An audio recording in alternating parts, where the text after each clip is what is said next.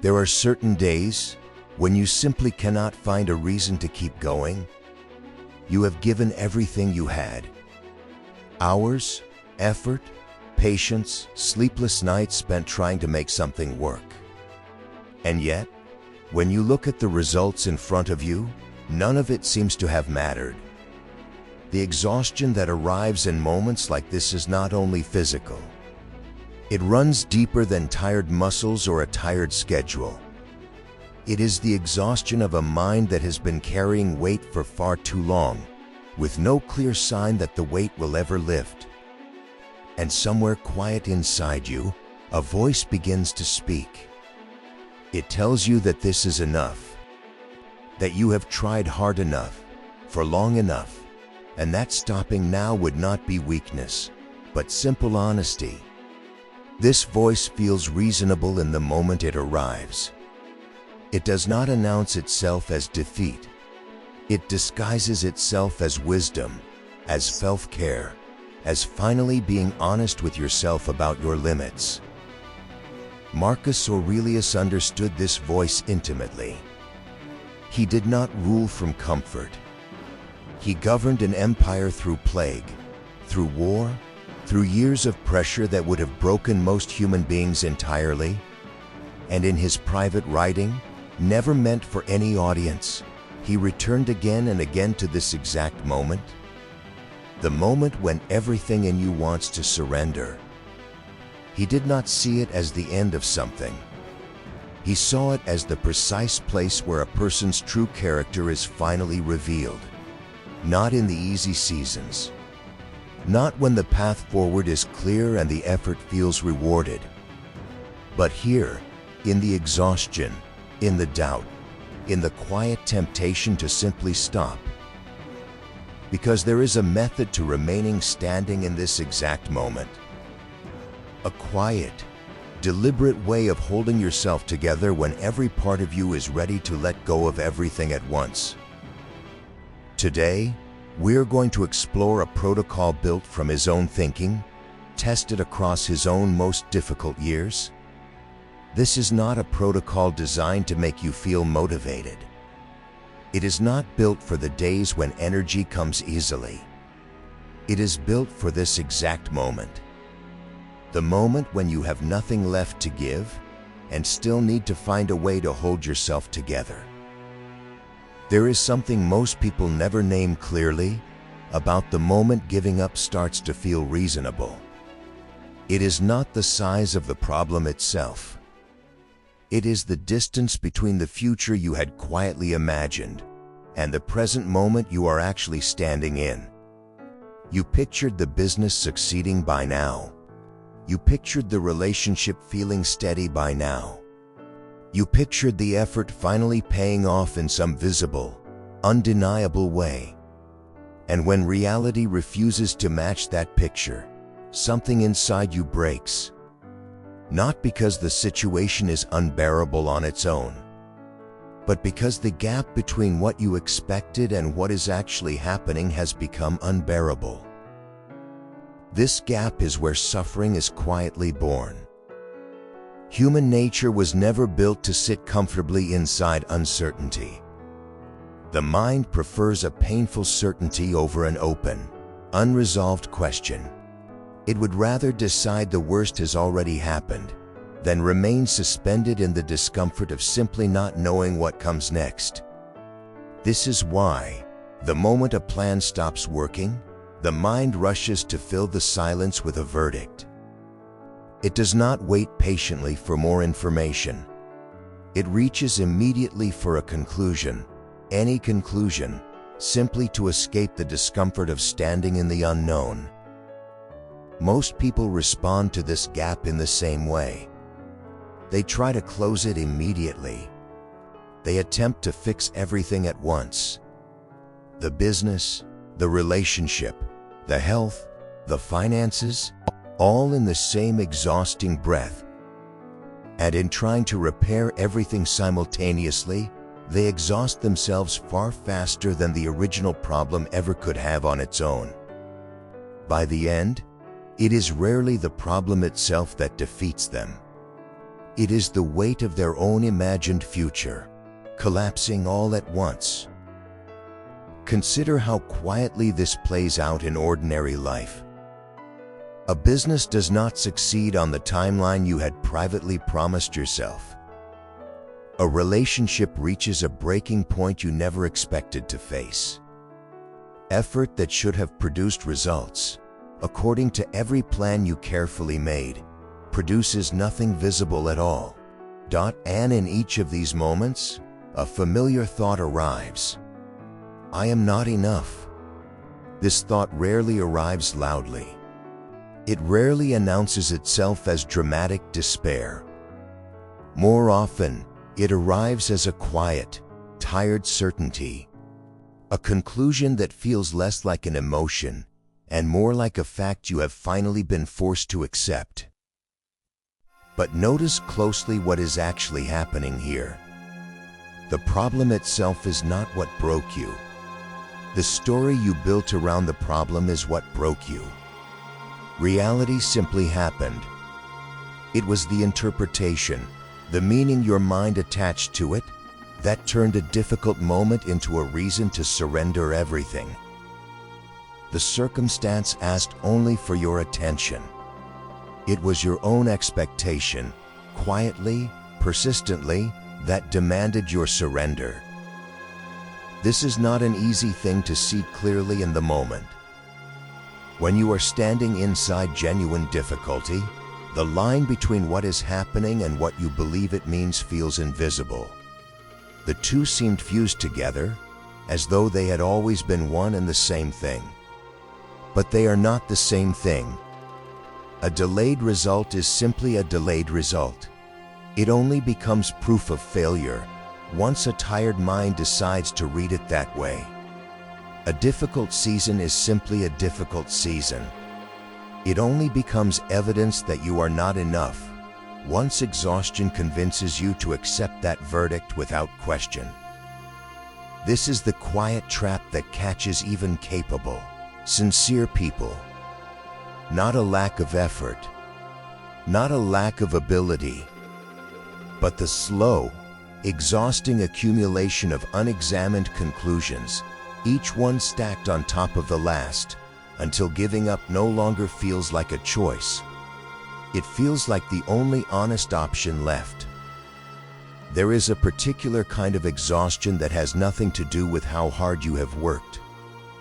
It is the exhaustion of a mind that has been fighting its own circumstances, refusing to accept what is actually happening, wasting enormous energy on a battle that was never winnable in the first place. This is the deepest psychological root of wanting to give up. Not the difficulty itself. The mind's refusal to stop arguing with it. Consider what the human brain was actually built to do. It was not built to optimize for happiness. It was not built to pursue your long-term goals with quiet patience.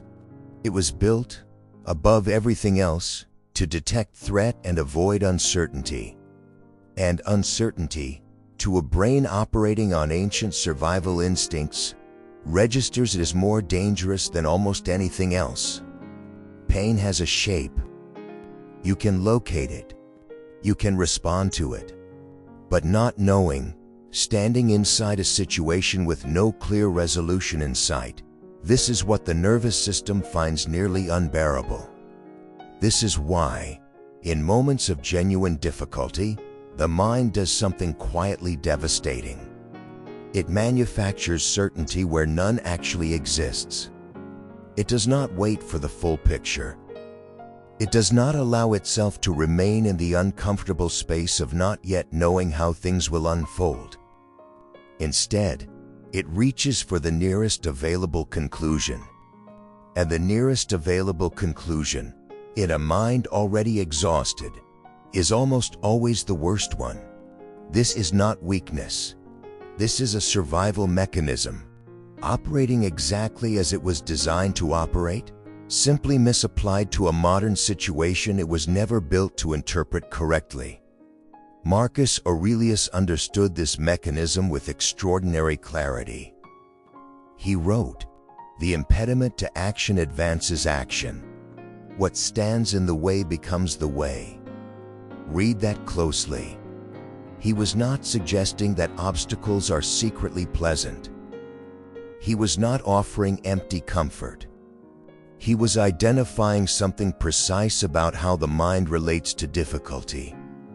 The obstacle in front of you, the thing that feels like it is blocking your path entirely, is not separate from your progress. It is the material your progress is actually made from. There is no path forward that bypasses the obstacle. The obstacle, engaged with clearly, examined honestly, is the path. This shifts something important. Because the question stops being, how do I make this obstacle disappear? And becomes instead, what does engaging with this obstacle, honestly and without panic, actually require of me right now? Epictetus approached the same difficulty from a different angle entirely. His teaching was simple enough to remember in a single sentence, and demanding enough to take an entire lifetime to practice. Focus only on what you can actually control. Release everything else. Most of what fuels the desire to give up is not the situation itself. It is the exhausting attempt to control things that were never within your control to begin with. The outcome, the timeline, other people's decisions, the final result of effort that has already been given honestly. When you trace the desire to surrender back to its actual source, it is almost never the difficulty of the present moment. It is the exhaustion of gripping tightly to something that was never yours to hold in the first place. Seneca took this understanding one step further. He taught a practice that sounds, at first, unsettling. Imagine clearly, everything you currently have could be lost. Not to create fear, but to loosen the grip. Because what Seneca understood is that the things most worth protecting were never the external outcomes at all. They were never the business succeeding on your timeline, or the relationship unfolding exactly as you hoped. What was always worth protecting is your virtue, your character, the way you choose to meet difficulty, regardless of how that difficulty resolves itself. That is the one thing circumstance can never take from you. Even when everything else falls away, there is a moment, right before the spiral begins, when everything can still change direction. It happens in the space between the difficult news arriving and the decision about what that news actually means. Between the setback occurring and the verdict your mind rushes to attach to it. This is where the practice actually lives, not in grand declarations of inner strength.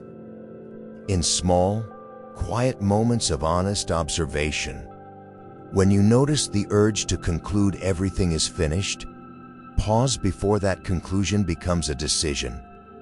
Watch it the way a steady observer would, not as something to suppress, simply as something to see clearly. Notice the certainty rising, the mind reaching for the worst available explanation, and before accepting it as fact, simply witness it. This single pause, repeated patiently over time, becomes the foundation of everything else. There is a second awareness worth cultivating here. When the desire to give up grows loud enough, you can often catch its actual source if you look closely. Ask yourself plainly, am I exhausted by the situation itself, or am I exhausted by everything I have decided this situation means? In most cases, the honest answer reveals something important. The situation is difficult, but survivable. What has become unbearable is the story layered on top of it. The verdict about what it says about your worth, your capability, your future. Naming this difference clearly loses much of its power over you the moment you see it for what it actually is. The third practice asks a deeper question still. When the urge to surrender arrives, ask yourself honestly, what here is actually within my control? Not what you wish were within your control. Not the outcome you are desperately hoping to secure. What is genuinely yours to influence in this present moment? Often, it is smaller than the mind initially assumes. You cannot control whether the business succeeds on your timeline. You cannot control another person's decisions. You cannot control how quickly a difficult season resolves itself. But you can control the quality of effort you bring to the next hour. You can control whether you respond with honesty or with panic. You can control whether your character remains intact, regardless of how the external circumstance unfolds. This distinction, held consistently, changes the entire experience of difficulty. Now consider the boundaries worth building around this practice. Notice where your mind repeatedly returns to catastrophic thinking, replaying the worst possible outcomes again and again without resolution. This pattern deserves a clear limit. Not suppression, simply a boundary, an honest redirection of where your attention is allowed to travel. When the spiral begins, resist the urge to follow it all the way down. Interrupt it gently and return your attention to what is actually true right now, rather than what might be true in some imagined future. There are specific words worth carrying into these moments. When the desire to give up rises, let this settle inward. This feeling is not permanent. It is a visitor, not a resident. It will pass, as every difficult feeling eventually does. When the mind reaches for the worst conclusion, let this redirect you instead. I do not yet have the full picture. I am allowed to remain here, in the uncertainty, without rushing toward despair. And finally, a quiet daily practice worth carrying forward. Each morning, ask yourself clearly what could be lost today. Sit with that question honestly, without flinching away from it. And then remind yourself, whatever happens, my character remains mine to protect. This practice, repeated daily, builds something the easy seasons of life never could. A steadiness that does not depend on circumstances cooperating with your plans. There is a precise moment, easy to miss, when the desire to give up begins before you have even noticed it starting. It happens in the half-second after disappointing news arrives, before your mind has fully registered what just happened. This is the territory where awareness must begin. Not after the spiral, but inside the very first impulse. When that pull arrives, the urge to conclude that everything is finished, pause there. Do not silence the urge. Do not judge it. Simply observe it, the way a calm witness might watch weather passing through a room. This is what the Stoics called the gap between stimulus and response. A space most people never knew existed, because they were moving through it too quickly to notice it was there. In ordinary moments throughout the day, the same pattern often appears in smaller forms. A message goes unanswered longer than expected, and the mind quietly begins building a case for abandonment. A plan shifts slightly off course, and the mind immediately reaches for the most discouraging interpretation available. This is not weakness. It is simply the mind, doing what minds have always done, searching for certainty in the presence of discomfort. When you catch yourself in this motion, a single honest sentence, spoken silently to yourself, changes everything. I am reaching for a conclusion before I have the full picture.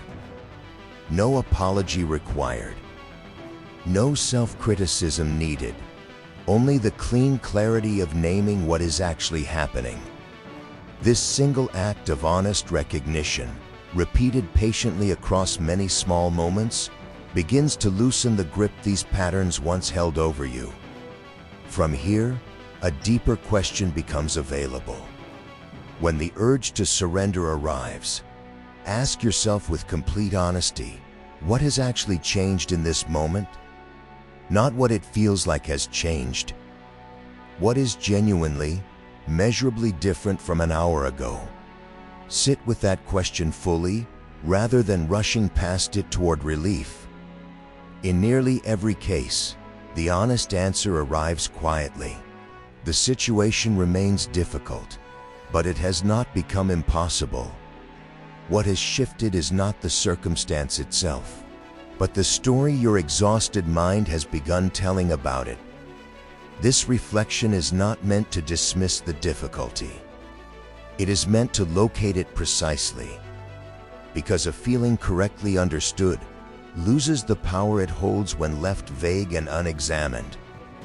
The discomfort remains real, but its size becomes accurate, rather than amplified by every fear running quietly beneath the surface. This is the work of awareness, not the elimination of difficulty. The clear and honest seeing of it, so that what happens next can be chosen, rather than simply reacted to. There is a particular kind of strength that cannot be built in comfort. It only takes shape in the presence of an actual boundary. Not a boundary against the difficulty itself, but a boundary against your own old habits of surrendering to it too quickly. Begin here. Notice where your mind repeatedly returns to catastrophic thinking, replaying the worst possible outcomes again and again without resolution. This pattern deserves honest examination, not judgment toward yourself for falling into it. Not a story about how weak this makes you. Simply a clear, calm limit, a redirection of where your attention is allowed to travel. This is not about pretending the difficulty does not exist. It is about no longer pouring your finest energy into imagined futures that have not yet happened, and may never happen at all. The second boundary is quieter still. When disappointing news arrives, resist the reflex to immediately decide what it means for everything else. No rushed conclusion. No urgent verdict delivered to yourself in the first painful minutes. Let the news simply be what it is, before deciding what it means. This is not avoidance. It is patience, protecting you from conclusions made in the worst possible state to make them. The third boundary asks the most of you. When exhaustion arrives, as it sometimes will, resist the immediate urge to abandon the discipline that has carried you this far. Do not let one difficult day convince you to release everything you have built. Instead, practice continuing, showing up for the next small action, even when motivation has not yet returned. This single capacity, to act with discipline before the feeling arrives, rather than waiting for the feeling to arrive first, is emotional discipline in its most honest form. It does not arrive easily. It is built the same way any genuine strength is built. Through repetition, through choosing it again, in the next difficult moment, and the moment after that. Marcus Aurelius understood this discipline intimately. He wrote, in private, to no audience but himself, that the mind which remains undisturbed by outside circumstance holds a fortress nothing external can breach. That fortress is not built once. It is built daily, one held boundary at a time. What you are constructing here is not indifference to difficulty. It is independence from the need for immediate resolution. A precise and important difference. One allows you to keep moving forward through genuine hardship. The other simply protects you from the quiet erosion that comes from surrendering before the situation has even finished unfolding. There are certain phrases worth carrying with you, not as slogans, but as quiet anchors for the moments when the old patterns rise again. When difficulty arrives, and the familiar pull toward surrender begins to surface, Let this settle inward, slowly, like something true finally being remembered. This feeling is not permanent. It is a visitor, not a resident. Say this not as performance, not as forced positivity, but as a fact you are allowing yourself to remember. When the urge to conclude everything is finished rises, when the impulse says stop now, protect yourself, walk away, let this redirect you instead. I do not yet have the full picture. I am allowed to remain here, in the uncertainty, without rushing toward despair. This sentence is not denial. It is the clearest expression of where your power has always actually lived. Not in controlling how the situation resolves. In governing how you meet it, regardless of how it resolves at all. There is a daily practice worth carrying forward from here. Each morning, ask yourself clearly what could be lost today. Sit with that question honestly, without flinching away from it. Let it strip away the illusion that anything external was ever guaranteed to begin with. And then remind yourself, whatever happens, my character remains mine to protect. This single, quiet practice, repeated daily, becomes one of the most reliable foundations for genuine resilience. Because a person who has already imagined loss clearly and decided in advance what remains worth protecting, has already solved the problem that difficulty once threatened to create. They no longer need circumstances to cooperate in order to remain steady. Their steadiness does not depend on it. This is not about becoming hardened, or distant, or indifferent to genuine struggle. It is about no longer requiring favorable outcomes to know that you are still capable, still whole, still standing. Carry these words quietly. Return to them, again and again, whenever the old alarm sounds and the path forward feels too uncertain to bear. Each time you choose steadiness over the old reflex, the foundation grows a little stronger beneath you. Not because the difficulty has changed, because you have. There was a version of you, not long ago, who believed every difficult feeling was a fact.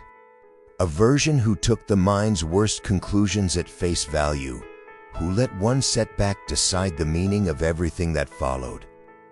That version was not weak. It was simply unaware of a freedom that had been available all along. Something has shifted since then. Now, when circumstances refuse to cooperate, the old alarm still sounds, faintly, somewhere in the background. But it no longer commands you. You notice it. You let it pass, and you remain standing exactly where you were, steady, intact, undisturbed. This is not detachment. It is something closer to quiet strength. An inner steadiness that no longer depends on the outcome cooperating in order to feel whole. When circumstances once felt unstable, your sense of self felt unstable along with them. Now, that same difficulty becomes something else entirely.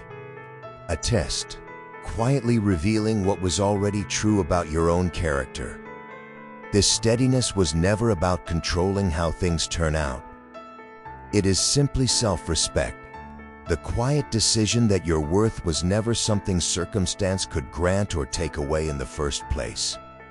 There is a particular freedom in no longer needing things to go as planned in order to feel certain of your own value. The day that need quietly dissolves becomes one of the freest days of your life. From that point forward, the world's cooperation or resistance, its ease or its difficulty, no longer holds the same power to move you. What remains is something steadier, an inner freedom that does not rise and fall with how smoothly anything happens to unfold. This is not a single transformation, completed and finished. It is a daily return, a quiet recommitment, made again each time the old alarm sounds, to remain steady regardless of what circumstance brings next. And slowly, through that repeated, unglamorous practice, something durable takes root. A character that requires no favorable outcome to remain whole. A peace that does not depend on things going right to be real. Remember, the desire to surrender is not a definitive proof of your weakness. It is simply a declaration of your humanity. Every human being who has ever walked the earth has felt the heavy weight of exhaustion pressing down on their chest. Every great mind has faced the silent hour where the path ahead seemed entirely obscured by shadows. But the dividing line between a life of regret and a life of profound fulfillment is not the absence of this feeling.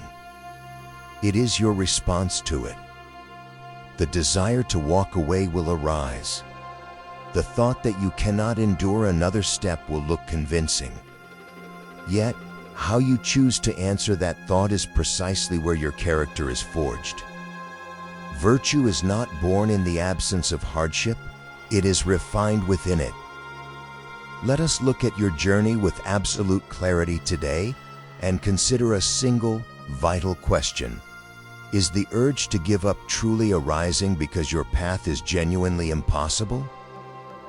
Or is it simply because reality is refusing to conform to the exact timeline you demand? Reflect on this deeply.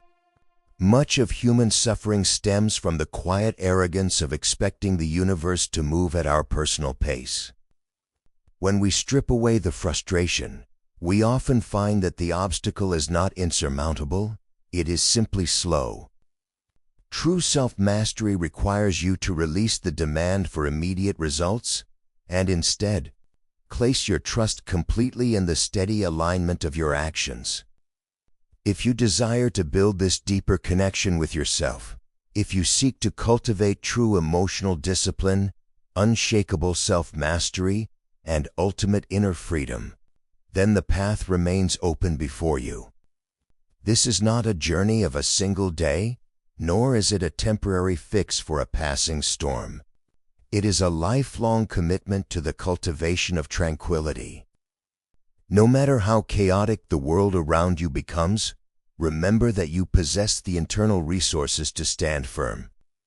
Meet every unfolding event with wisdom, observe your instincts without being governed by them, and let your mind remain entirely your own. Stand steady. Think with profound clarity, and hold fast to your inner freedom.